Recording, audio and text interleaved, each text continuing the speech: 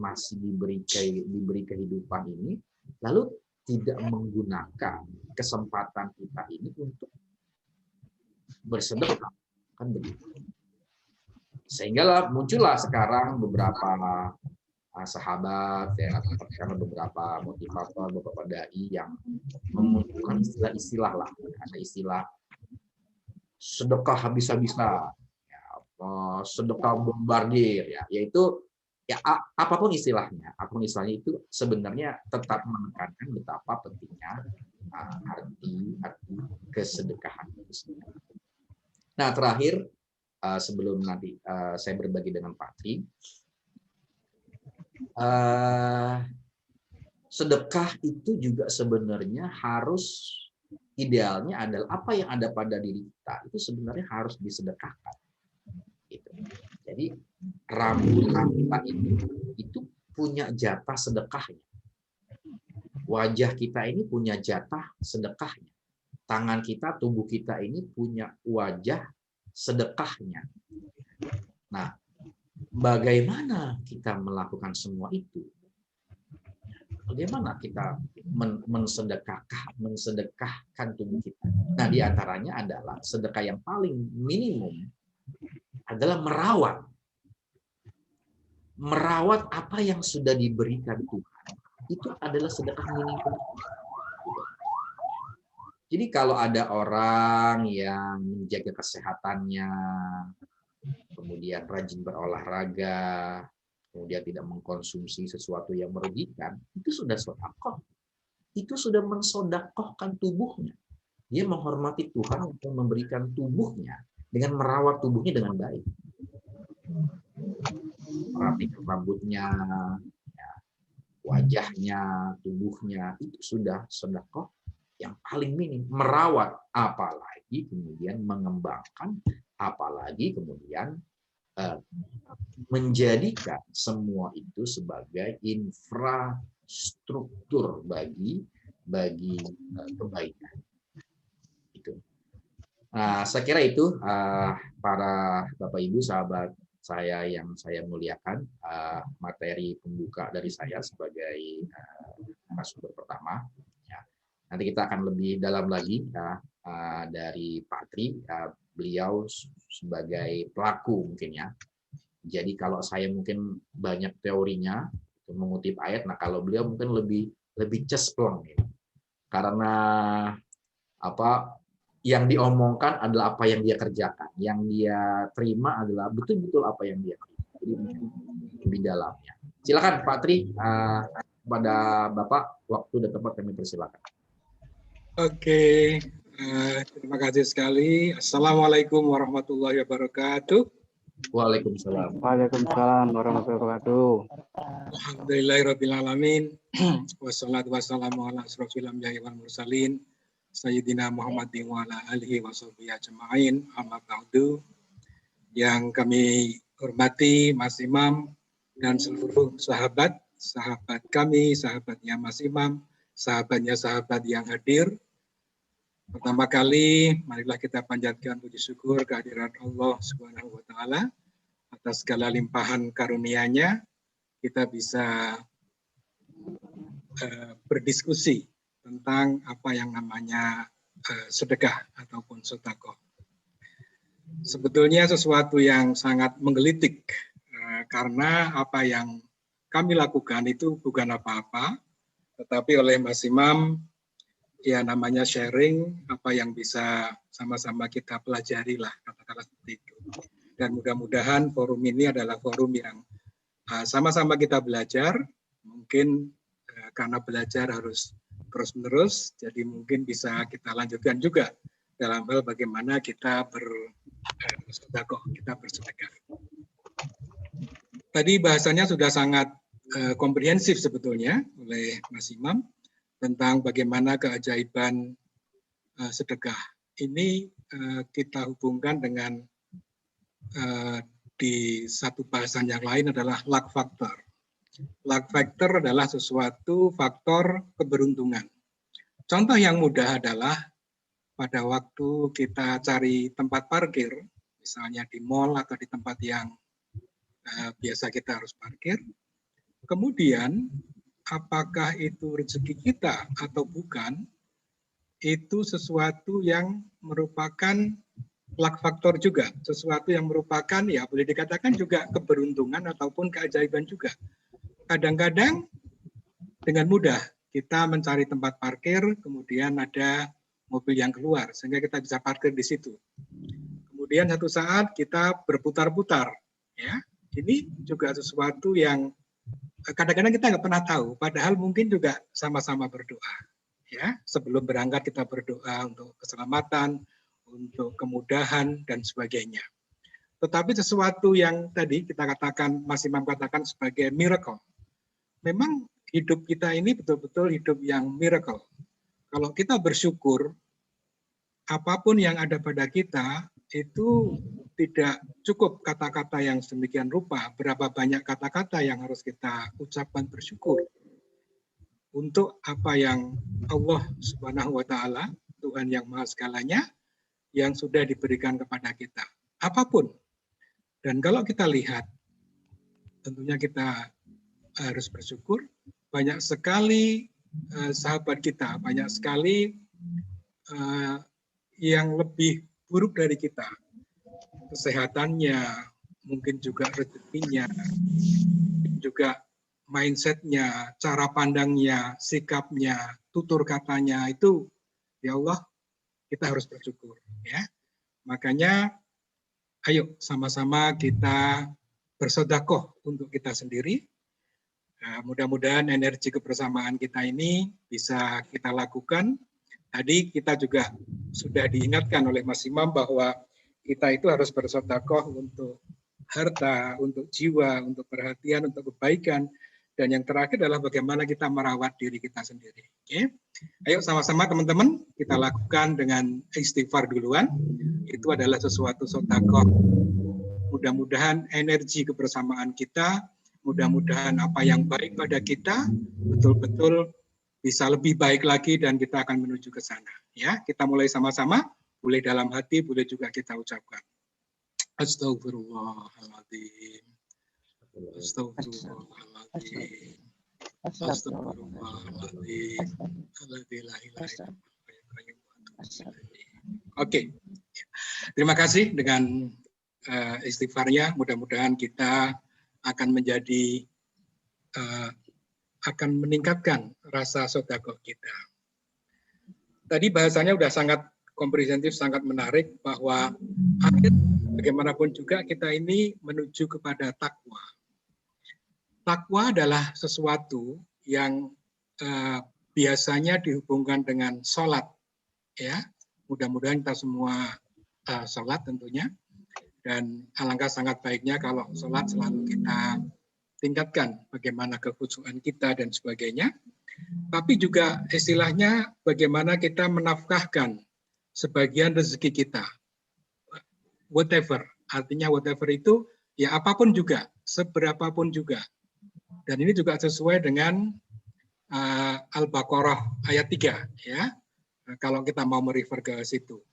Jadi bagaimana ketakwaan kita itu kita hubungkan dengan sholat dan bagaimana kita selalu menafkahkan rezeki kita. Bagian dari rezeki kita atau sebagian dari rezeki kita, bukan berarti semuanya. Karena ingat, termasuk saya juga harus ingat bahwa harta yang ditinggal itu akan menjadi rebutan. Kemudian harta yang dimakan akan jadi kotoran dan harta yang disedekahkan, yang kita sedekahkan, itu yang akan menjadi pertolongan kita. Oke. Dan harta yang disedekahkan itu akan sebagai pencuci. Teman-teman sekalian, kita tentunya mudah-mudahan lebih selalu connect kepada Allah. Jadi apapun yang kita lakukan, ini Allah. Kita berbisnis dengan Allah. Kita berbicara juga karena Allah. Karena jangan sampai kita lewat, kita lupa sesuatu yang kita lakukan ini tidak dengan karena Allah, termasuk niat kita. Karena teman-teman semua, sahabat semua yang hadir ini pun juga digerakkan karena Allah. Karena undangan Mas Imam, karena undangan saya, kami, kemudian dari teman ke teman dan sebagainya. Oke? Ini sesuatu yang bagus sekali, yang bisa bagaimanapun juga bisa meningkatkan tentang kesadaran kita, bisa meningkatkan tentang apa yang bisa kita lakukan lebih baik. Karena selalu ada cara untuk meningkatkan sesuatu yang sudah kita punyai. Dan kita ingat bagaimana kita connect dengan Allah. Salah satu hal yang menarik adalah sedekah apapun disertai dengan doa. Sedekah seberapapun disertai dengan doa. Banyak cerita para sahabat tentang bagaimana seseorang yang karena proyeknya terhenti, kemudian beliaunya sudah tidak bisa apa-apa, terus beliau ini mendoakan kepada siapapun yang dia jumpai, yang dia lewati, yang dia temui lah, apapun juga. Baik itu yang mungkin kurang beruntung, katakanlah mungkin penyapu di jalan, tetap didoain. Ataupun orang yang punya mobil, didoain juga. Mobilnya sudah oke, bagaimana supaya lebih oke lagi, bagaimana supaya sehat, bagaimana supaya lebih selamat, bagaimana supaya lebih bersilaturahim, dan sebagainya. Dan apa yang terjadi, yang kita hubungkan dengan miracle tadi, lama-lama proyek itu bisa berlangsung, bisa berjalan lagi. Ini sesuatu yang luar biasa sebetulnya, hal semacam itu. Dan banyak cerita-cerita yang lain yang itu untuk kesehatan, itu untuk hal-hal yang melunasi hutang, bagaimana akan menambah bisnis dan sebagainya. Ya, ini banyak sekali cerita-cerita yang bisa kita pelajari. Gitu. Kemudian teman-teman, sedekah ini disarankan agar rutin dan konsisten juga dengan penuh komitmen. Artinya apapun yang kita lakukan sedekah kita, ini betul-betul dengan inama amalu biniat, dengan reguler, dengan konsisten juga. Contoh yang sangat sederhana adalah sedekah dengan senyum. Bagaimana kalau kita di jalan, kita itu bisa senyum. Ini bahkan ada di SEF ya, bahwa seseorang yang tidak bisa tersenyum itu melalui satu training yang harus bisa tersenyum. Dengan cara apa? Dengan cara menggigit pensil. Jadi betul-betul pensil yang digigit. Ini ada bukunya yang khusus, ada trainingnya yang khusus, dan berapa lama supaya orang itu akhirnya terbiasa tersenyum. Masya Allah, hanya tersenyum, ya. Dan bagaimana sebetulnya seseorang yang tidak bisa tersenyum. Jadi mudah-mudahan dengan pengingat ini kita bisa selalu tersenyum. Ya, apapun tersenyum dulu. Ya Allah, bangun tidur juga tersenyum. Okay? Whatever the problem atau whatever the challenges, gitu ya. Kita bukan mengatakan problem tapi challenges. Ya. Jadi mungkin nanti kalau kita ada forum lagi, Mas Imam, ya kita harus tersenyum dulu. Diingatin, selamat datang, ya, tersenyum gitu ya. Tersenyum, coba senyumnya gitu, Mas Imam. Ya. Jadi lebih apa ya, lebih interaktif juga. Karena hanya senyum kan, dan itu sudah merupakan sesuatu yang membuat hati nyaman. Waduh, luar biasa ya. Dan Allah pasti akan menambah lagi kenikmatan yang lain. Dan kita bisa bayangin kalau kita ketemu seseorang yang mungkin memang punya masalah, tapi nggak bisa tersenyum, kan sayang sekali. Just senyum, ya, just smile. Ini sesuatu yang sangat kecil tapi sangat meaningful, ya. Apalagi sebagai pendidik, apalagi sebagai leader, apalagi sebagai siapapun ya, tetap harus bisa tersenyum. Mudah-mudahan demikian ya, senyuman. Oke. Sedekah sebetulnya artinya adalah berbuat baik, ya. Jadi sedekah itu bukan sesuatu yang bagaimana, tapi ingat berbuat baik. Itu juga sedekah, ya. Jelas bukan berupa uang, tapi apapun yang kita lakukan, to be positive, misalnya to be a good listener, kemudian kita menjaga hubungan antar manusia yang baik. Kemudian kita juga membuat lingkungan yang nyaman, kita bisa diterima. Kalau kita tidak hadir, akan, aduh, di mana si A ini, ya? Sesuatu yang membuat kalau kita datang itu bisa nyaman. Kalau Bapak Ibu datang, sahabat datang itu bisa lebih nyaman. Itu juga merupakan sedekah, ya, sesuatu yang very simple, tetapi sangat meaningful juga. Selain itu juga bagaimana kita humble. Ya, humble itu bukan humble itu rendah diri ya. Yang minder bukan, tapi rendah diri. Artinya merendahkan diri, sombong, tidak dan sebagainya. Dan bagaimana kita selalu meningkatkan namanya lebih helpful, lebih ke arah membantu orang. Karena dalam kita bekerja, di mana bekerja juga merupakan ibadah dan itu sedekah juga, kita semua ini menjual sesuatu. Whatever, apapun, kita pasti menjual, melayani, menjual, dan itu in return kita mendapatkan rezeki. Kita mendapatkan apakah bayaran, apakah gaji, apakah insentif, dan sebagainya. Jadi apapun yang kita kerjakan selain connecting ke Allah, selalu karena Allah, digerakkan oleh Allah, kemudian dengan niat juga, dan berikutnya lagi adalah how we can do at best. Bagaimana kita bisa melakukan yang terbaik. Kita tidak usah mikir apa, bagaimana, dan sebagainya. Karena what we give adalah what we receive. Ya, tadi juga sudah dibahas oleh Mas Imam bahwa apa yang kita keluarkan itu pasti akan apa yang kita terima. Bahkan itu bisa berlipat kali. Kelipatan kalinya itu hak prerogatif dari Allah. Jadi paling enak adalah connecting kepada Allah. We are doing the business karena Allah. We connect to Allah. Itu yang paling enak, yang paling tidak ada beban. Karena kalau semua sudah dengan Allah, ya mau bagaimana lagi? Dengan satu kata, yang pertama adalah yakin. Kita harus yakin bahwa apa yang kita lakukan karena Allah. Apa yang kita punyai sekarang juga karena Allah. Apa yang akan kita punyai juga karena Allah. Apa tantangan yang akan kita punyai juga karena Allah. Semua kalau karena Allah itu insya Allah jadi tenang, jadi tidak ada beban gitu ya. Kalau namanya dream, namanya ambisi, tetap masih harus ada. Karena itu justru yang membuat kita akan ke sana. Adrenalin kita tetap harus ada, tapi adrenalin yang digerakkan oleh Allah.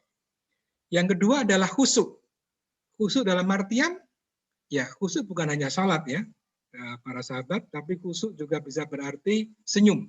Senyum yang khusyuk, artinya betul-betul senyum yang diniatin dengan bahwa saya itu senyum betul. Dengan hati yang dari hati yang dalam, bukan hanya senyum yang di bibir saja. Tapi untuk awalnya tidak masalah dengan kita coba senyum di bibir dulu karena keberatan. Mungkin ada orang yang agak kurang nice, kita mungkin senyumnya agak terpaksa. Ya nggak apa-apa, bismillah ya, dengan niat. Ya Allah gitu. Coba kalau kita ketemu dengan orang yang kurang nice, setiap saat kita tersenyum. Lama-lama pasti juga yang bersangkutan akan tersenyum. Coba aja ya, dari tersenyum. Ya, okay. Berikutnya lagi adalah ikhlas. Nah, kata ikhlas ini hampir semua tentang sedekah itu pasti menyebut ikhlas. Ya. Ikhlas adalah sesuatu yang kita keluarkan, tidak perlu kita pikirkan, dan kita merasa sangat enak, sangat nyaman, merasa lega. Pasti semua dari sahabat ini pernah melakukan sesuatu yang kita berikan. Bagaimana perasaan, bagaimana rasa kita bisa memberikan sesuatu. Meskipun mungkin hanya informasi, meskipun mungkin itu hanya kita mendengarkan. Kita mendengarkan juga memberi waktu, sahabat kita, rekan kita, partner kita untuk kita dengarkan. Kadang-kadang tidak mudah kita memberikan sesuatu meskipun hanya waktu untuk kita mendengarkan. Kembali lagi bahwa what we give adalah what we receive. Poin berikutnya adalah pasrah. Pasrah artinya sesuatu yang sudah kita lakukan, termasuk doa kita, termasuk sedekah kita, betul-betul kalau sudah kita lakukan ya kita pasrah. Kembali lagi connecting to Allah. Allah yang maha segalanya, Allah yang maha miracle tadi, Mas Imam sudah katakan dari awal. Dan bagaimana supaya kita itu to be loved by Allah. Bagaimana kita itu supaya dicintai oleh Allah. Ya, ini sesuatu yang wow, yang luar biasa. Dan yang berikutnya lagi adalah syukur. Bahkan dari awal, bagaimanapun juga kita harus selalu bersyukur, ya.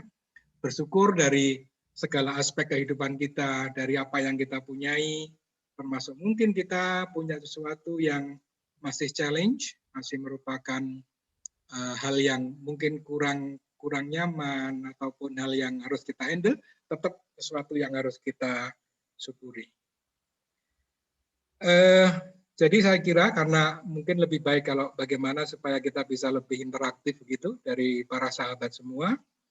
Nomor satu adalah tadi kata-kata miracle tadi. Allah itu maha miracle. Mudah-mudahan kita bisa mendapatkan syafaatnya dari miracle tersebut. Mudah-mudahan kita bisa dicintai oleh Allah. Dan yang kedua adalah bagaimana kita bisa connect kepada Allah. Dan ingat, sedekah adalah sesuatu yang kita berbuat baik. Apapun juga kita berbuat baik. Karena berbuat baik, insya Allah apapun juga akan menjadi baik kembali lagi karena Allah. Jadi kita berputar apapun juga, keseimbangan tadi, apapun juga, in and out-nya, cash flow-nya, tetap karena Allah. Saya kira sementara demikian, apa yang bisa saya sharingkan, Mas Imam dan para sahabat sekalian, mudah-mudahan nanti bisa interaktif dan forum ini adalah forum yang luar biasa. Terima kasih dan mudah-mudahan kita bisa lebih banyak belajar, selalu meningkatkan dengan apa yang kita sudah wacanakan, diskusikan ini. Demikian, bila taufiq wal hidayah. Wassalamualaikum warahmatullahi wabarakatuh. Waalaikumsalam. Baik, terima kasih Pak Triharjono atas presentasinya dan sharingnya yang luar biasa. Ya. Semoga bisa memberikan inspirasi kepada kita semua. Baik, kita buka sesi pertanyaan kepada para sahabat, Bapak Ibu sekalian yang ingin bertanya bisa melalui chat, nanti saya bacakan, atau bisa langsung dengan berbicara, dibuka mute-nya, di-unmute ya. Silakan bertanya, bisa langsung ke saya ataupun ke Pak Tri. Atau mungkin para sahabat akan ada yang ingin share pengalamannya, ya. Pernah mengalami peristiwa sesuatu kemudian bersedekah lalu mendapatkan sesuatu yang amazing misalnya, ya semoga itu bisa jadi penyemangat kita juga. Silakan para sahabat semua.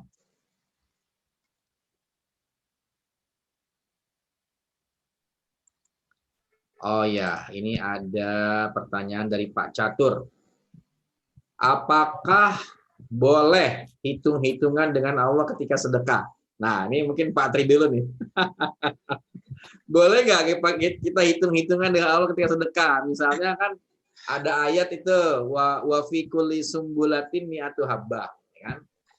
Jadi kalau kita ngasih 1.000 berarti kali 700 Pak ya. Berarti dibalasnya 700.000 dong mestinya kan?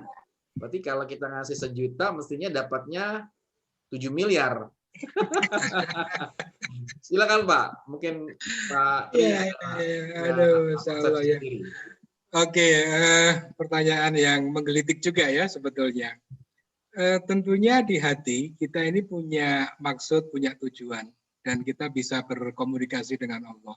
Apapun juga ya, karena ya apapun juga kembali ke Allah ya. Jadi berharap yang apapun juga kepada Allah itu insya Allah tidak masalah. Mungkin Mas Imam bisa merefer kepada kepada Quran ataupun hadis dalam hal bagaimana kita berharap, bagaimana kita memohon, bagaimana kita pray ke Allah gitu ya. Namanya kalkulasi, yang namanya hitung-hitungan itu kan sebetulnya otak manusia. Kalau kita lihat logika kita saja yang kita itu hitung-hitungan. Padahal Allah itu tidak akan pernah hitung-hitungan untuk apa kenikmatan yang sudah kita terima dan apa kenikmatan yang akan kita terima. Selama kita tadi bersyukur, kita yakin, kita pasrah, kita ikhlas, dan bagaimana kita connect kepada Allah. Bagaimana kita supaya to be loved by Allah. Mungkin jawabannya begitu, Mas Imam dan Mas Catur, ya, untuk hal yang menggelitik juga sih tentang hitung-hitungan tadi gitu ya. Tapi hitung-hitungan apalagi dengan kalkulator ya, itu kan manusia saja gitu loh. Allah nggak pernah berhitung seperti itu. Jangan sampai nanti kita hitung Allah berikan yang lebih, kita jadi bingung. Kita diberikan yang kurang, kita juga bingung ya. Itu masa Allah Subhanahu wa taala. Baik, Kira-kira demikian. Pak Tri, sebelum saya menambahkan, ini ada pertanyaan lagi. Kebetulan ini pertanyaannya buat Pak Tri nih, dari Ibu Ulfa. Ya, pertanyaan untuk Pak Tri, sesuai dengan pengalaman Bapak dalam menjalankan bisnis dan sedekah. Mungkin share pengalaman saat masa krisis, Pak. Mungkin Bapak, pasti kan semua orang pernah mengalami masa krisis, Pak, dalam bisnisnya, Pak. Nah, mungkin nyun sewu Bapak bisa berbagi pengalaman nyata Bapak ketika itu apa yang Bapak lakukan, mungkin Bapak bersedekah dan apa yang muncul ketika itu, Pak. Monggo, Pak. Ya. Terima kasih dari Bu Ulfa ya. Ulfa, ya. Ya sebetulnya masa yang seperti ini, masa pandemi ataupun masa krisis ini kan semua dari Allah juga. Tentunya bagaimana kita tetap survive. Kita bisa survive karena Allah. Mungkin kita diberi cobaan kurang bisa survive juga karena Allah. Tapi kembali lagi, what we can do at best. Jadi misalnya, katakanlah kita tahu bahwa seseorang itu dalam keadaan kesulitan. Nah, kita insya Allah bisa membantu apa dalam keadaan kesulitan itu? Sama, Bu Ulfa. Misalnya sama-sama kita itu duduk di tempat makan ya. Kemudian ada katakanlah ada kucing yang datang. Kucing yang datang itu kenapa ke kita? Mungkin kenapa nggak ke meja yang lain? Seperti itu kan sesuatu yang kita nggak pernah tahu. Kita nggak pernah tahu sesuatu yang seperti itu. Jadi kalau kita lihat secara ilmu Allah, itu sesuatu yang betul-betul amazing juga gitu. Nah, kalau bagaimana selama masa pandemi ya kami menyesuaikan dalam artian bahwa kami lebih dekat dengan Allah. Untuk sekolahan misalnya jelas ada sesuatu yang mungkin pendapatan orang tua itu berkurang, kemudian kami juga mengurangi sesuatunya dan seterusnya. Artinya semua itu kan juga karena Allah kan. Karena kalau kita sudah melihat sesuatunya itu karena Allah ya kembali lagi karena Allah lagi gitu. Karena Allah lagi kalau lagi. Seperti sekarang ini para sobat. Kita tidak pernah tahu kapan pandemi ini akan berakhir. Siapa yang bisa mengakhiri? Nah, bagaimana kita prepare dengan keadaan tersebut supaya kita bisa lebih siap lah katakanlah seperti itu. Tapi kembali lagi bahwa kita juga harus dengan Allah gitu. Dan Masya Allah ternyata ini kebetulan istri ada di samping saya. Ternyata bahwa rezeki dalam masa pandemi ini justru bertambah. Waduh. Wah, itu harus di-share, Pak. Silakan, Pak. Gimana tuh, Pak? Rahasianya apa nih, Pak? Biar tahu nih, Pak. Ya. Ini kebetulan boleh Mas Imam. Kebetulan istri saya ada di samping. Boleh. Yang tanya juga Bu Ulfa ini sendiri ya. Aduh, ini soalnya masalahnya masalah yang tadi Pak Imam, masalah yang agak pasti gitu kan. Oke, ya ini akan Rani ya. Assalamualaikum warahmatullahi wabarakatuh. Waalaikumsalam. Oke, kalau pengalaman yang pasti ya apa yang kita keluarkan itu sebetulnya kembali lagi sih ke kita gitu. Jadi when we want to give something ya pasti kita akan receive. Gitu. Dan tadi kalau proses perjalanan 10 kali, 700 kali, ya kalau muternya lebih banyak ya lebih dari 700 kali gitu. Jadi ya kembali lagi ke yakin ya nomor satu ya tadi Pak Tri ungkapkan nomor satu yakin. Kalau kita yakin ya kita memberi itu sebenarnya memberi buat kita sendiri. Jadi kalau pengalaman yang pasti di saat pandemi ini, ya alhamdulillah bisnis kami bisnis yang kebutuhan sehari-hari gitu ya. Jadi alhamdulillah sih gitu. Jadi mudah-mudahan nggak sombong ya. Alhamdulillah kata orang ya pandemi gitu. Tapi tadi Tri mengatakan bahwa dengan kita misalnya ada orang ini misalnya di sekolahan ya, di sekolah ada kita berikan diskon khusus, kemudian kita dengarkan apa masalah mereka dan ini case by case. Dan yakin bahwa rezeki kita nggak berkurang, bahwa kami banyak guru gitu dan pengeluarannya juga sebetulnya lebih banyak dari RAB gitu ya. Tetapi dengan kita give something tadi itu di dalam perhitungan tertulis itu juga logikanya bingung gitu, kok nggak berkurang gitu. Nah, ini kembali lagi ke Allah sih, karena kita berbisnis dengan Allah ya. Jadi Allah kayak, ayo kamu mau bantu nggak kayak gitu. Kalau kita makin yakin ya percaya aja itu bahwa rezeki kita itu benar-benar dari Yang Maha Kuasa. Dan sekali lagi Allah akan memberi rezeki kita dari tempat yang kita nggak nyana. Kira itu ya. Maaf. Ya. Oke, luar biasa Pak Tri, Ibu, makasih masukannya ini. Mudah-mudahan bisa menjawab Pak Catur ya, Pak Catur tentang apakah boleh hitung-hitungan. Nah, saya mungkin sedikit menambahkan. Kalau pertanyaan apakah boleh saja Pak. Yeah. Boleh saja. Saya mungkin kasih contoh, mungkin contohnya ini dari teman saya ya teman saya. Dia biasalah sedang butuh uang gitu kan. Tapi apa ya? Bicaranya itu setengah butuh, setengah bercanda begitu kan. Ini kebetulan kawan saya di pesantren gitu. Ini beliau seorang ustaz. Gue lagi butuh duit nih gitu kan. Mau sholat duha gitu kan. Udah dia sholat duha, Pak. Itu juga apa ya? Tadi setengah butuh, setengah bercanda ngomong ke kita gitu kan. Kayak setengah cengengesan lah gitu kan. Lalu dia sholat duha, Pak. Sholat duha gitu. Itu kemudian jarak nggak nyampe 2 jam, Pak. Itu dia dicari kiai, Pak. Mana sih ini gitu kan? Ngapain? Gue mau kasih dia duit. Langsung, Pak. Iya. Gitu. Ya. Nah, saya tidak tahu dalam doa dia apakah menyebutkan nominal atau angkanya. Ya. Nah, jadi kalau dibilang kalau ditanya apakah boleh saja gitu ya. Cuma begini. Kalau kita selalu berhitung-hitung, tadi yang di awal tadi, kan kita capek juga, Pak. Ngitung kan, saya ngasih 100.000 nih, harusnya 700.000 dapatnya atau 7 juta misalnya kan. Lalu kita tidak dapatkan itu yang terkadang buat kita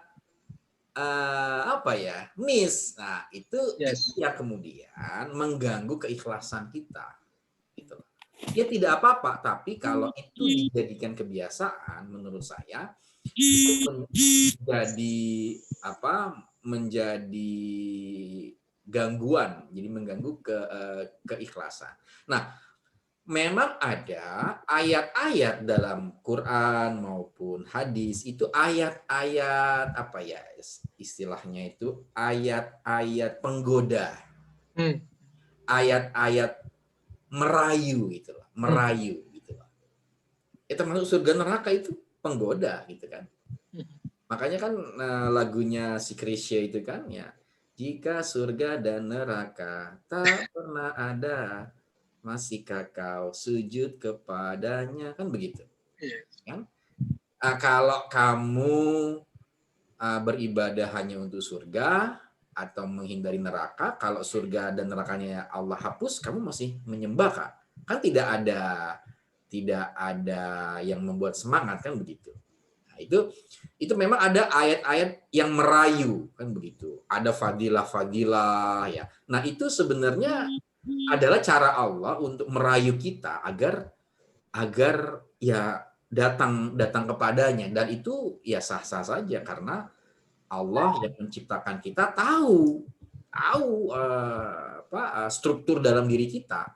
Sama dengan dalam psikologis itu, perilaku manusia itu hanya didasari oleh 2 hal. 1, sesuatu yang ingin mereka dapatkan, ya. Yang kedua, sesuatu yang ingin mereka hindari.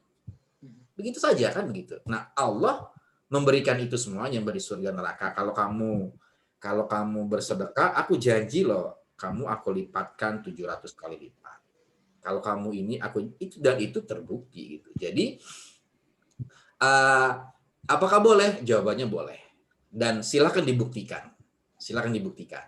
Nah, cuma kita ingin level atau derajat amal kita itu, kita ingin naik kelas gitu lah.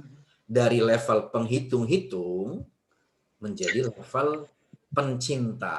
Nah, istilahnya gitu. Kan kalau kita cinta itu kan apapun yang aku berikan itu hanya untukmu. Walaupun kamu nggak ngebalas, ya aku tuh cinta sama kamu. Nggak usah dihitung-hitung gitu loh. Nah, kita pengen seperti itu gitu loh. Tapi ya nggak apa-apa kalau dalam keadaan tertentu kita menghitung-hitung, nggak apa-apa. Saya punya case juga nih Pak. Case ini cerita dari cerita gitu ya, cerita dari cerita teman saya. Ini seorang bos, seorang pimpinan perusahaan lah. Ini punya perilaku yang beberapa hal itu agak negatif ya, agak negatif. Misalnya, ya dia suka miras segala macam. Tapi dia tahu Pak, dia tahu kehebatan sedekah. Begitu ada proyek apapun itu, dia siapkan uang sebesar-besarnya untuk diinfakkan, disedekahkan entah kepada siapa, terutama kepada anak yatim. Dan selalu setelah itu tendernya berhasil. Berhasil. Itu. Walaupun dia punya perilaku dalam beberapa hal negatif. Nah, di strata ini kan pembuktian bahwa miracle sedekah itu terjadi, iya terjadi, Pak. Apalagi setelah dia membuktikan itu sudah menjadi pakemnya dia, Pak. Gitu loh. Jadi sedekah itu menjadi hukum, ya, menjadi hukum, ya, dan itu tidak memandang agama, tidak memandang keimanannya. Banyak teman-teman kita yang ya dari agama apapun membuktikan itu, gitu loh. Ya. Nah, jadi setelah ini silakan. Oh, ini ada share dari Pak Catur. Beliau tahun 2010. Izinkan saya membacakannya ya. Saya pernah urgent perlu uang 6 juta dan jalan sudah buntu. Saya dan istri nekat dengan balasan sedekah 12 kali lipat. Uang yang di dompet hanya 500.000 disedekahkan dan dengan kuasa Allah kami dapat lebih yang kami butuhkan. Wah, beliau nih sudah buktikan, Pak. Jadi butuhnya 6 juta, ya, yang dia sedekahkan 500.000 dapat 6 juta, Pak. Berarti 12 kali lipat. Betul, Pak. Nah, jadi mungkin kalau dari cerita Pak Catur ini, ya, ini ada faktor lain. Satu, faktor keyakinan. Kedua, faktor keterdesakan. Faktor urgent, Pak. Ini ada faktornya juga nih, faktor urgent kan. Aduh, kalau nggak dapat gimana? Nah, hebatnya beliau kembalinya kepada Allah. Bukan kepada bank, bukan kepada rentenir, bukan kepada, kembalinya kepada Allah. Ya Allah senang itu. Masa Allah istilahnya menyia-nyiakan, wah ini ada hambaku percaya sama aku, masa aku nggak masa aku sia-siakan sih, kan begitu kan? Gitu. Ya. Terima kasih Pak Catur untuk sharingnya, semoga menambah keyakinan kita semua. Lalu pertanyaan berikutnya nih Pak Gatot ya, untuk kita berdua dari Pak Tri, dari Pak Gotot nih Pak, ini kawan saya di komplek. Bagaimana kiat atau cara kita meyakinkan diri kita bahwa apa yang kita sedekahkan itu akan diterima dan akan mendapat balasan dari Allah? Pak Tri mungkin mau mengawali dulu jawabannya. Iya, kembali lagi Pak Gotot ya, dan para sobat semua, bahwa apapun yang kita lakukan itu dengan cara niat, dengan cara ikhlas, dan betul-betul setelah itu udah kita pasrahkan sepenuhnya kepada Allah. Jadi betul-betul totally ya. Banyak pengalaman, misalnya katakanlah kita akan ke airport. Kita akan ke airport dengan waktu yang sangat terbatas, kemudian kita mohon ke Allah supaya misalnya seluruh traffic light yang kita lalui ini hijau semua. Oke. Luar biasa kan? Sesuatu yang sebetulnya impossible gitu kan? Atau yang kedua, bagaimana supaya kita tetap bisa naik pesawat itu, ya. Dan betul bahwa dengan seizin Allah itu lampunya hijau, itu lampu traffic light-nya itu hijau semua sehingga lancar dan bisa sampai ke airport. Oke, itu satu. Yang kedua, teman juga pernah karena masalah paspor sehingga betul-betul entah bagaimana ya, pokoknya bingung sekali. Ya udah, kami berdoa karena menginfokan kami berdoa dan ternyata pesawatnya itu ditunda sampai dengan dia itu mengambil paspor. Ini kan sesuatu miracle sebetulnya. Itu juga rezeki, itu juga sesuatu yang karena sedekah, segala macam, Mas. Jadi whenever kita connect kepada Allah, itu apapun juga akan karena Allah. Misalnya sudah seperti itu, kita ketinggalan pesawat ya karena Allah. Allah maha segalanya. Mungkin ada sesuatu. Ya, kita banyak tahu bahwa ada keadaan pesawat terbang yang bagaimana kemudian kurang baik dan sebagainya, si orang ini ketinggalan. Itu juga karena Allah kan. Makanya ya tentunya dalam hidup ini apapun yang kita lakukan, nafas kita, detak jantung kita harus penuh dengan dzikir dan bagaimana kita connecting kepada Allah.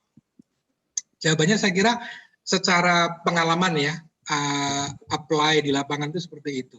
Dan betul-betul ya kembali lagi ya, kita mohon bahwa kita itu dicintai Allah, miracle selalu ada pada kita, luck factor juga ada pada kita, ya dengan niat, dengan pasrah, dengan ikhlas, selalu bersyukur dan yakin. Orang yakin itu ada dua, betul-betul yakin karena Allah atau nggak yakin sama sekali. Begitu tidak yakin, wah bahaya itu. Contohnya di jalan tol, ya. Jalan tol itu hanya ada dua. Kalau kita terlalu pelan, pasti akan diganggu atau mungkin akan kena sesuatu yang nggak bagus. Ya, tapi kalau kita cepat sesuai dengan regulation-nya, minimal 60, 80, itu pasti akan oke. Gitu. Nah, ini sesuatu yang memang kita harus patuh tunduk, tapi bagaimanapun juga kembali lagi connect kepada Allah. Saya kira itu, Mas Imam dan Mas Gotot, mohon maaf, mungkin nanti bisa ditambahkan gitu. Ya. Terima kasih Pak Tri. Saya mungkin sedikit menambahkan untuk pertanyaan Pak Gotot ya. Bagaimana kita bisa diterima? Kalau menurut saya memang Allah itu memberikan rahasia dari penerimaan amal kita itu maksudnya supaya kita jangan berpuas diri gitulah. Justru karena kita selalu ingin bertanya-tanya, kita diterima apa tidak kan begitu. Jadi dalam istilah tasawuf itu ada istilah bainar roja wal khauf. Ya, jadi antara berharap dan cemas gitu loh. Berharap diterima dan cemas tidak diterima. Nah, kondisi mental ini sebenarnya menjadi keseimbangan mental kita untuk terus meyakinkan diri kita. Nah, jadi ketika kita ingin beramal, jangan pikirkan ikhlasnya dulu. Beramallah dulu, baru setelah itu ikhlaskan. Gitu loh. Karena kondisi ikhlas itu memang perlu dilatih. Ya, jadi itulah kenapa ketika ada niat kebaikan segera ditunaikan karena setiap niat kebaikan itu akan banyak pengganggunya, akan banyak setan-setan yang melingkarinya di situ. Nah, maka jangan ditunda-tunda karena itu akan bisa diterkam oleh iblis, oleh setan. Oh, punya uang. Ketika mau ngasih, oh nanti gimana ya? Oh nanti gimana? Itu kan udah mulai tergoda itu kan? Itu sudah mulai terganggu keikhlasan. Jadi kalau sudah mau ngasih, ya udah ngasih saja. Ketika sudah cemplungin, ketika sudah sending gitu kan, transfer, udah. Nah, baru kita di situ mengikhlaskan. Saya ikhlas ya Allah. Terimalah ya Allah. Semoga ya Allah. Nah, disitulah biasanya mungkin bagaimana Allah menerima itu rasanya sih ya ada rasa ketenangan dalam hati kita, lebih tenang saja, lebih ayem aja gitu kan, ada lebih plong lah misalnya begitu.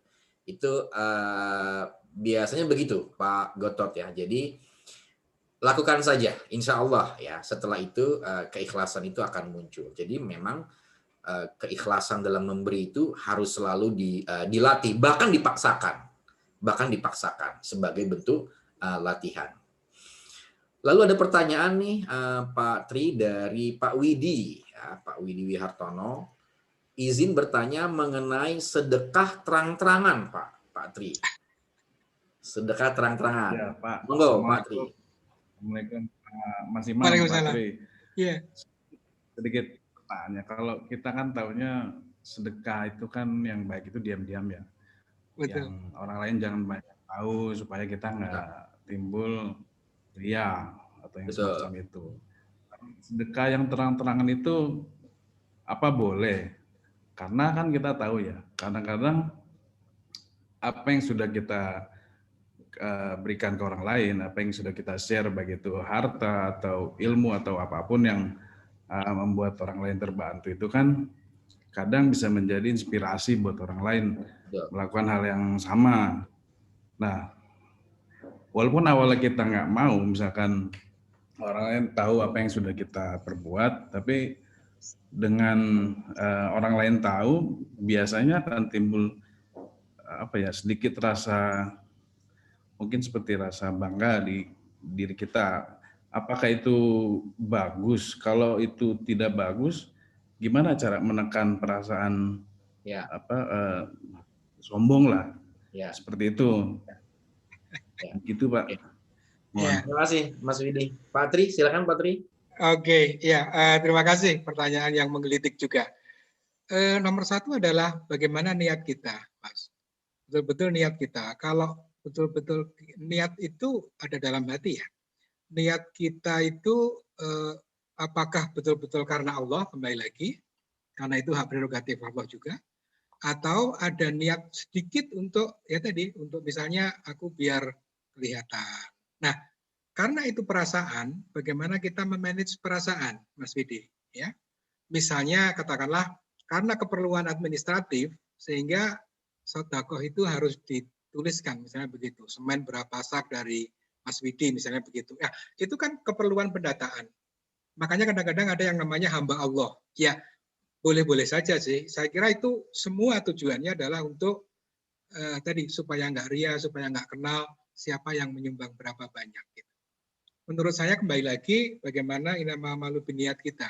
Memang betul-betul tangan kiri melakukan sesuatu, tangan kanan tidak boleh tahu dan sebagainya. Seperti itu sih. Tapi kalau itu diperlukan karena ya seperti administration thing-nya, ya mungkin boleh-boleh saja sih. Gitu. Tapi kembali lagi niat kita, ya, karena semua niat kita dan kembali lagi untuk Allah saja. Gitu. Saya kira itu, Mas Widi, Mas Imam. Ya. Mungkin ada tambahannya hadis atau ya. Gitu. Ya, baik. Saya sedikit menambahkan, selain karena niat itu ya, Pak Tri dan Mas Widi, itu perlu terang-terangan sebagai sebuah strategi, Pak. Strategi untuk pengumpulan dana, dan itu dibutuhkan untuk event-event tertentu nih. Misalnya begini, misalnya di komunitas tertentu, komunitas ini nih, misalnya sudah segmented ya, misalnya orang-orang yang berpenghasilan menengah lah, misalnya begitu ya. Ya, maka perlu dikasih, bisa katakanlah pengumuman, ya, announce, atau istilah tadi terang-terangan. Oh, atau kita sendirilah kadang-kadang gitu. Karena kita tahu nih, yang kita ajak kemampuannya sudah jelas nih. Saya udah bantu nih 3 juta, lo bantu dong dia. Nah kan itu kan terang-terangan kan.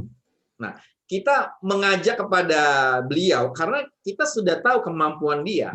Kalau kita ngasih 3 juta, kayaknya dia akan ya sekitar itulah 2,5 atau 3, kan begitu, ya kan?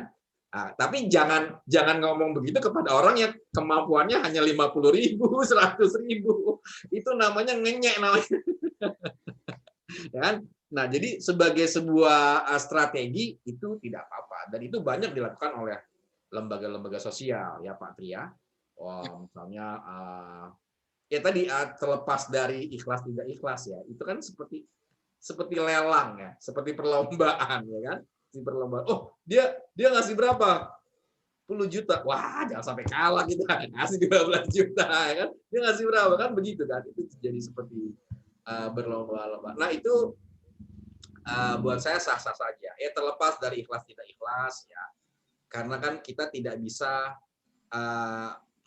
menghakimi ya batin seseorang. Kan batin seseorang itu semuanya hak sepenuhnya Allah. Kita hanya melihat penampakannya saja kan gitu. Kalau orang menyumbang sekian juta, sekian ratus ribu ya kita berterima kasih kan gitu. Kalau ada orang lebih besar daripada yang lain, ya bukan berarti beliau lebih mulia, tapi yang kita butuhkan adalah nominalnya. Jadi kita hargai beliau ya enggak apa-apa.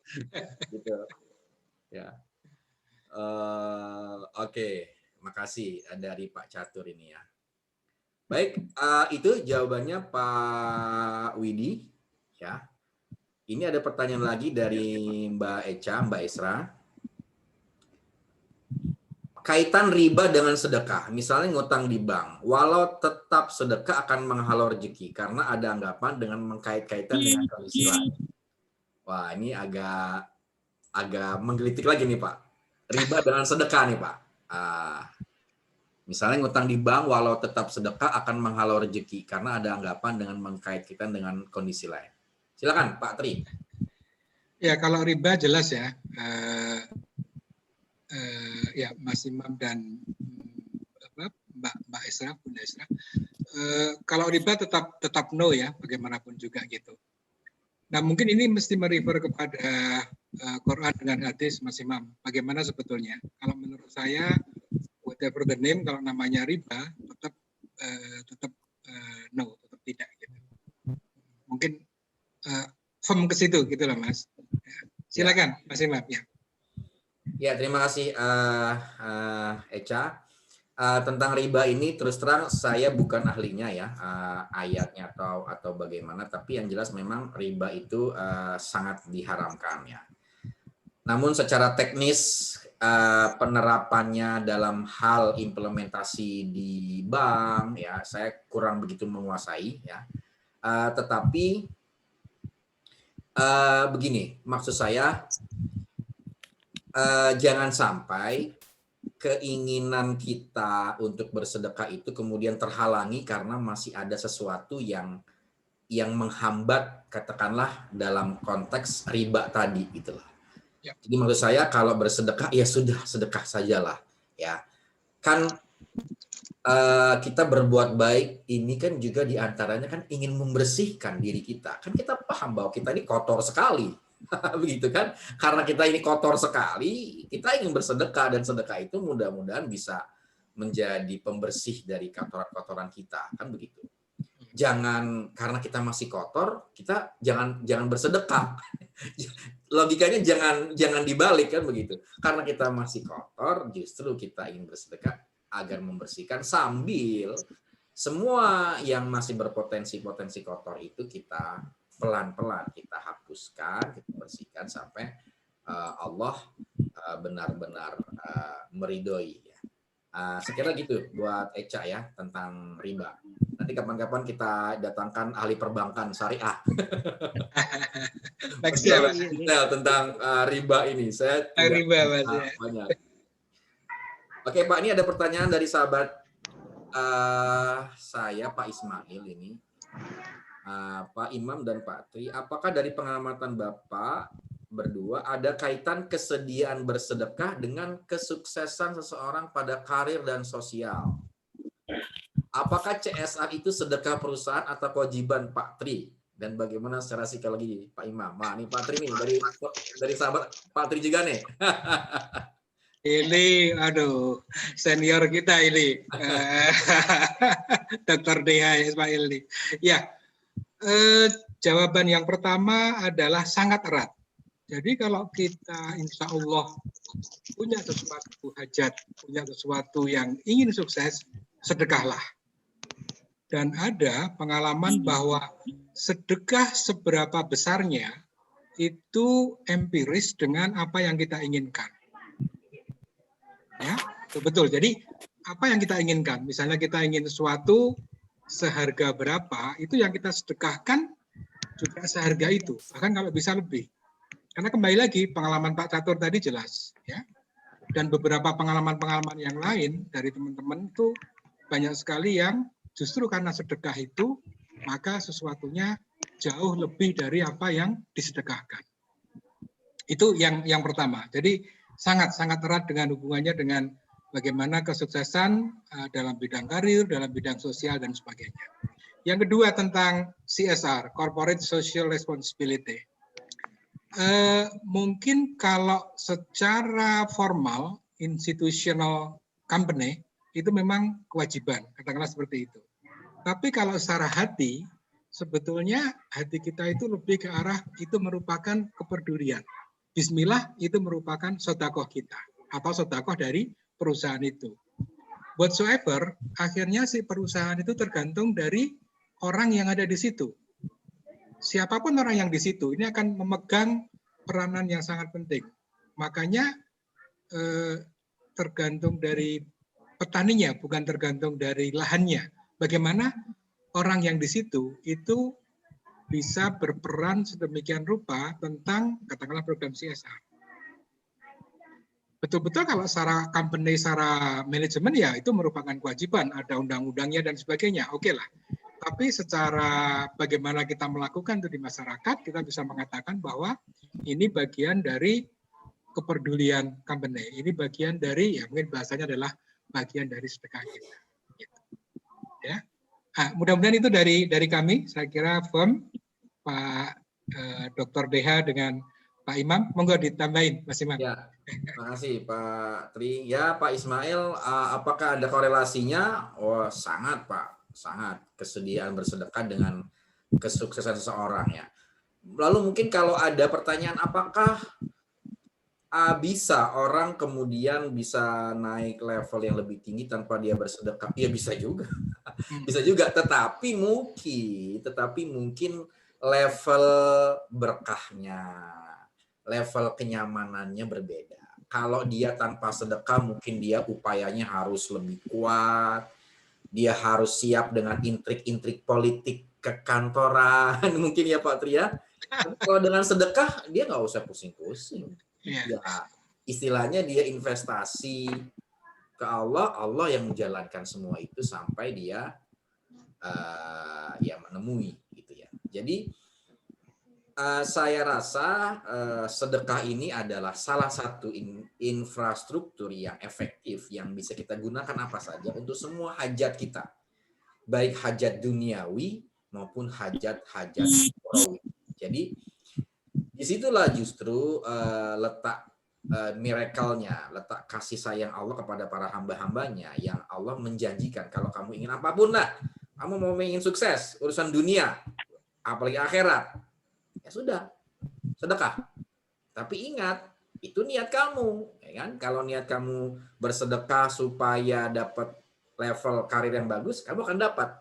Tapi kamu sebatas itu yang kamu dapati. Kan sayang, cuman duniawinya doang kan? Ya. Kenapa tidak sekalian? Kan begitu. Ya Allah, lancarkanlah semua urusanku, duniawi ukhrawi. Duniawinya aku dapat kenaikan level, jabatan, posisi karir, dan ukhrawinya ya semoga amal ini menemaniku di alam barzah. Semoga amal ini menjadi syafaatku ketika yaumul mahsyar. Semoga amal-amal ini menemaniku dan membangun rumahku di surga. Kali itu kan lebih keren. Ya Pak ya. Jadi duniawinya dapat, ukhrawinya juga dapat. Oke. Wow. Makasih. Wah, ini makin seru nih. Silakan, meskipun sudah lewat waktunya, saya masih membuka kesempatan untuk teman-teman yang bertanya. Pak Imam. Oh ya, Pak Tengku, silakan Pak. Ya, Pak Imam. Seru juga ini. Saya sangat tertarik sekali tentang bersedekah tadi ya. Bersedekah itu adalah menyumbangkan hidup kita, kan begitu. Tadi kata-katanya. Apa yang kita sumbangkan? Tentu tadi ada 4 poin: harta, jiwa, perhatian kita, dan kebaikan kita. Tentu sedekah ini dibarengi dengan ikhlas dan pasrah. Nah, kalau ikhlas dan pasrah, tentu kita, tadi saya melihat ada pertanyaan dari Pak Widi ya, tentang sedekah itu, bolehkah sedekah dengan terang-terangan? Maksudnya, memang sedekah dengan terang-terangan, ya mungkin semua orang tahu. Tapi, apakah sedekah yang diam itu lebih baik daripada terang-terangan? Nah, pertanyaan saya, apakah sedekah yang baik adalah sedekah yang tidak mendatangkan ria. Nah, itu gimana, Pak? Ya. Apa benar itu? Oke, terima kasih Pak Tengku pertanyaannya. Pak Tri, monggo Pak Tri, di komentar dulu Pak Tri. Ya, tentu saja begitu ya. Tentu saja begitu. Saya sangat setuju dengan hal tersebut dan ya kalau kita katakan ada pilihan lebih baik, tentunya lebih baik memang seperti itu Pak Tengku. Ya, karena kembali lagi kalau kita itu sudah inama malu biniat dan kita hanya connecting kepada Allah ya, whatsoever hanya ke Allah, kembali lagi ke situ. Bahkan ya hak prerogatif Allah. Ya, mungkin itu Mas Imam. Dari saya, mohon bisa ditambahkan lagi kita. Ya, kalau merujuk ke beberapa ayat hadis, saya kurang hafal, tapi kurang lebih artinya begini, Pak. Kalau kamu memberikan sesuatu, berikanlah dengan tangan kanan, tangan kiri jangan sampai tahu. Itu kan sebenarnya bahasa analogi kan. Analogi, kalau bisa disembunyikan. Gitu. Nah, ada ayat yang begitu. Tapi ada ayat juga yang menyatakan wa amma bi ni'mati rabbika fahaddits. Dan atas nikmat-nikmat yang telah kamu dapatkan, kamu terima dari Allah, fahaddits. Bicarakanlah. Sampaikanlah ke orang-orang. Itu maksudnya agar menjadi inspirasi dan aspirasi. Jadi jawaban saya tergantung konteksnya, Pak. Tergantung konteksnya. Jadi ada yang lebih baik memang kita sembunyikan. Ada yang memang lebih baik kita tampakkan. Nah, mungkin yang lebih mudahnya begini, kan kita nih bangsa yang sangat dermawan nih Pak, ya kan Pak ya. Kita kalau ada misalnya ada kematian atau ada bencana, teman-teman kita ada panitianya lalu bikin list kan, Imam sekian ratus ribu, Pak Tri sekian juta kan gitu kan. Nah, ini kan terang-terangan nih, ya kan? Nggak apa-apa, ya kan? Tulis itu, Wah. Jadi kita mikir kan begitu. Wah ini udah segini nih kita gimana? Nah di situ lelang sodako dalam konteks berlomba-lomba kebaikan itu menjadi kontekstual, Pak. Ya. Kenapa? Karena ada visinya, ada visi misi, target gitu kan. Ada bencana banjir nih di Jakarta atau di daerah di Palu kan. Kita tahu level kebesaran bencananya. Kita butuh anggaran yang besar kan. Maka kita himpun, lalu kita tulis, ya kan? Lalu kita menyebutkan angka itu, menulis angka itu, ya mudah-mudahan tidak riak, tapi kontekstualnya adalah karena memang diperlukan percepatan, diperlukan simultan dari donasi yang dikumpulkan. Nah, kalau yang sifatnya sembunyi, kalau menurut saya, itu lebih ke privat kita, Pak Tengku. Privat kita yang itu menjadi kebiasaan kita. Misalnya nih, kita kalau sholat, ya menyempatkan diri katakanlah dalam 5 rawatib kita itu, misalnya kita lebih rutin di sholat subuhnya, atau kita rutin di sholat maghrib atau isya.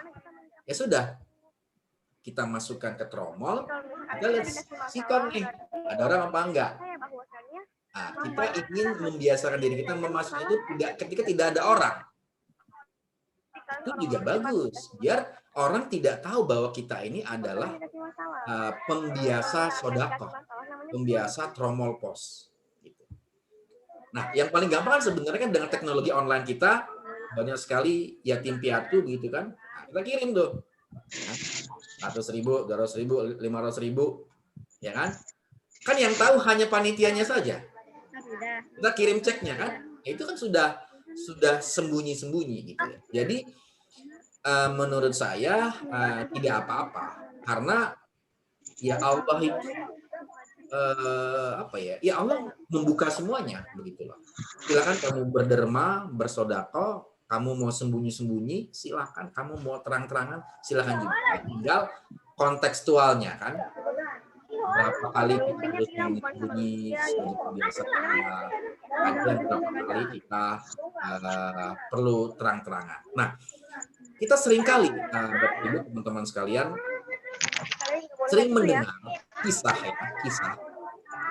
betapa kehebatan seseorang itu jadi ahli ibadah, ahli sedekah justru ketika beliau sudah almarhum.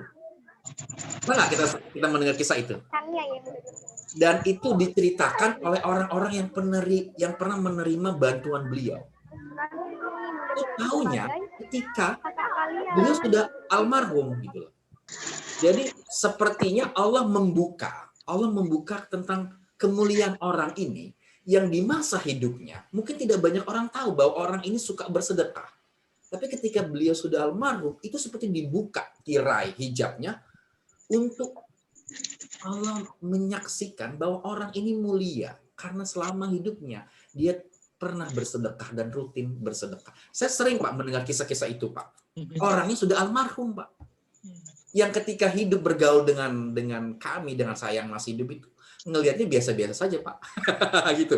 Ya hidupnya biasa, tidak seperti kisahnya Pak Catur itu yang donasi, enggak biasa begitu. Tapi begitu beliau meninggal almarhum, ceritanya itu langsung seperti keluar gitu ya, seperti hujan, seperti banjir dari orang-orang yang pernah menerima bantuan beliau. Kesimpulannya apa? Kesimpulannya ya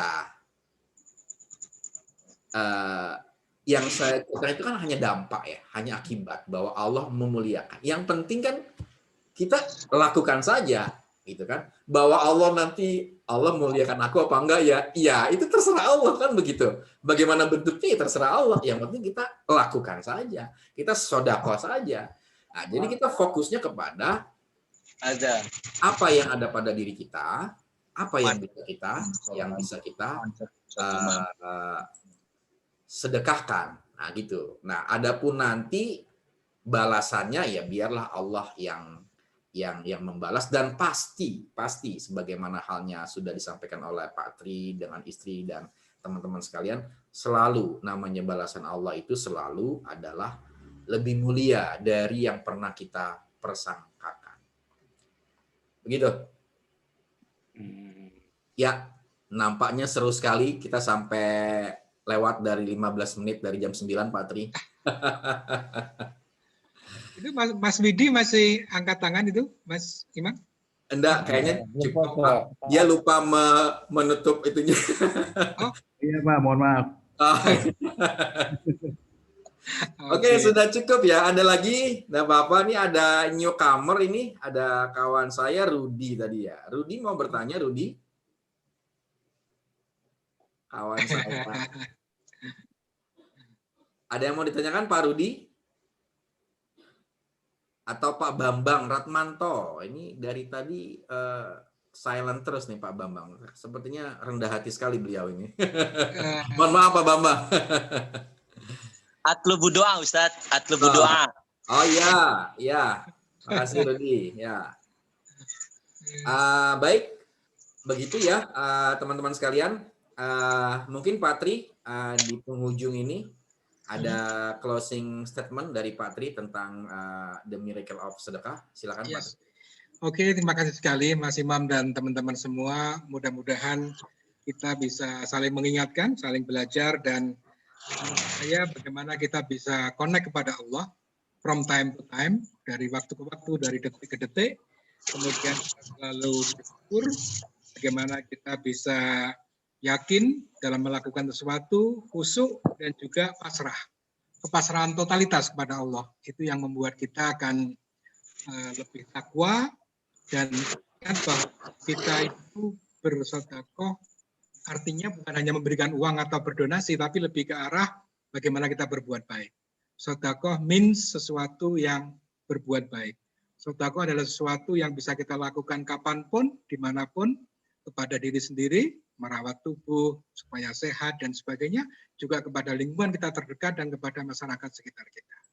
Saya kira itu, terima kasih sekali. Barakallah, bitaqwallah, mudah-mudahan kita bisa bertemu di lain kesempatan, dan sekali lagi terima kasih Mas Imam dan para sahabat semuanya. Bila taufiq wal hidayah, wassalamualaikum warahmatullahi wabarakatuh. Waalaikumsalam warahmatullahi wabarakatuh. Terima kasih Pak Tri. Ada pun dari saya closing statement. Terima kasih Pak Imam. Ya. Terima kasih Pak Tri. Kembali Mas Tenggu dan teman-teman semua. Ya. Mantap Pak Tri, Pak Imam, luar biasa. Ya. Terima kasih Mbak Dea. Oke, terima kasih semuanya. Kehadiran teman-teman semuanya ini meriah sekali, semarak sekali, dan sebuah kebanggaan buat kami semua. Ya, semoga bisa menjadi inspirasi, bisa menambah ilmu dan menambah semangat kita untuk lebih banyak bersedekah kepada sesama. Ya, saya kira demikian. Kita jumpa lagi di Zoom kita minggu depan. Terima kasih. Nanti insya Allah Bapak-Bapak semua akan mendapatkan link dari tema kita minggu depan. Sekali lagi terima kasih. Sampai jumpa. Kita tutup dengan sama-sama membaca Alhamdulillah. Alhamdulillah. Demikian. Wassalamualaikum warahmatullahi wabarakatuh. Waalaikumsalam. Terima kasih semua. Thank you. Pak Gotot, Pak Ismail, Pak Imam, Pak Barka, Pak Catur, Pak Ediansyah, Pak Eca, Mama, Ibu Mauludina, Ibu Nela, Pak Rano, Pak Raiza, Sari, Sulastri, Rudi, Pak Tengku, ya Pak Cibar. Oke, makasih semuanya. Saya closing ya. Terima kasih. Assalamualaikum. Ya. Terima kasih.